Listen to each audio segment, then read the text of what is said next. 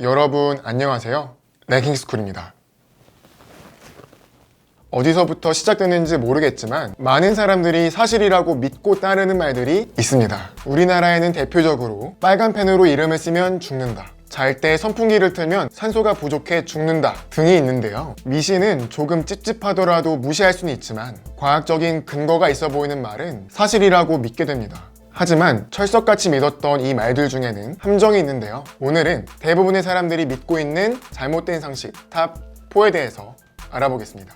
4위, 산성비를 맞으면 머리가 빠진다. 어렸을 때 산성비를 맞으면 머리가 빠진다고 비 사이를 뛰어다닌 적 있으실 텐데요. 이 괴담은 1990년대 한 일간지에 산성비를 맞으면 머리가 빠지고 피부병, 눈병 등이 생길 수 있다는 전문가의 인터뷰가 실리면서 시작되었습니다.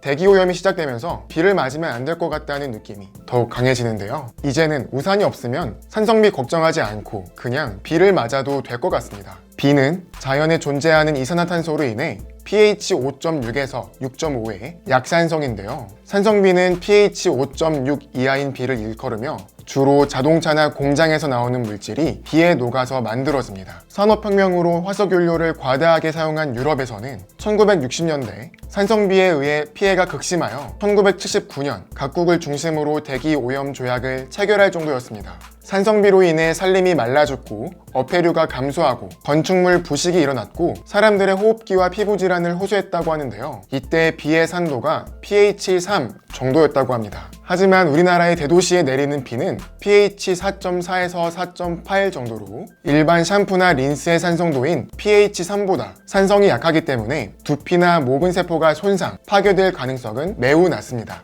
샴푸보다 산도가 낮은 극산성비라면 충분히 머리를 빠지게 할 수 있지만 그 정도라면 탈모가 아니라 인류 생존을 걱정해야 합니다. 그래도 산성비로 인한 탈모가 걱정된다면 처음 10분 동안 내리는 비에만 먼지, 대기오염 물질이 많이 섞여 있으니까 그 이후에 안심하고 다니면 될 것 같습니다.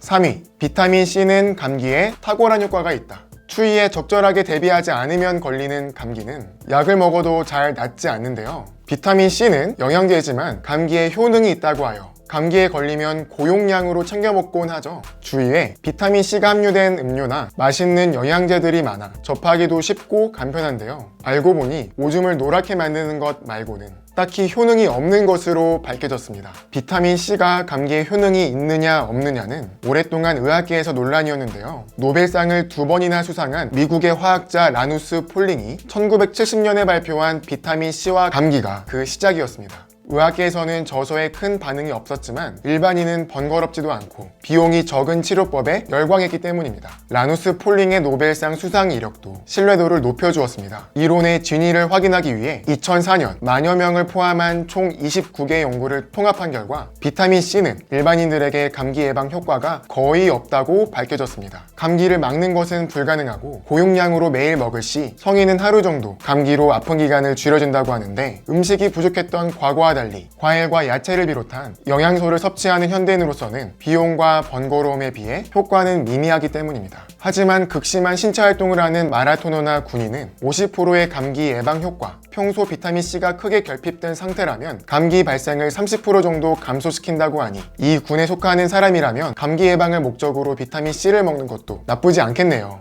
2위, 저녁에 먹는 사과는 독이다. 아침 사과는 금사과, 저녁 사과는 독사과라는 말 들어보셨을 겁니다. 사과는 산도가 강하기 때문에 위산이 많이 분비되어 빈속을 쓰리게 만들고 식이섬유로 인해 장 활동을 촉진시켜 화장실을 자주 가게 만들어 수면을 방해한다는 이유에서였는데요. 과학적으로 들리는 이 설명들이 모두 근거가 없는 사실임이 밝혀졌습니다. 사과의 산성도는 pH 3에서 4로 일반 적포도주와 비슷한데요. 강산성인 위산 pH 2보다 항상 산도가 낮습니다. 신맛이 있지만 체내에서 대사될 때는 알칼리성 식품이기 때문에 심각한 위궤양 환자가 아닌 이상 먹어도 밤에 속 쓰릴 일이 없습니다. 또한 변비가 있는 사람은 아침 쾌변을 위해 전날 밤 사과를 먹어야 한다는데요. 식이섬유가 수분을 끌어들여 밤새 변이 굳는 것을 막고 장 운동을 돕기 때문입니다. 과당으로 살이 찔까봐 걱정을 하지만 사과 껍질이 당 흡수를 조절해 혈당을 과다하게 높이지 않으며 고섬유질로 포만감을 준다고 합니다. 오히려 밤에 먹으면 좋은 점들이 있다고 하는데요. 여성의 경우 플로리진이라는 성분 때문에 성 기능을 향상시킨다고 하고,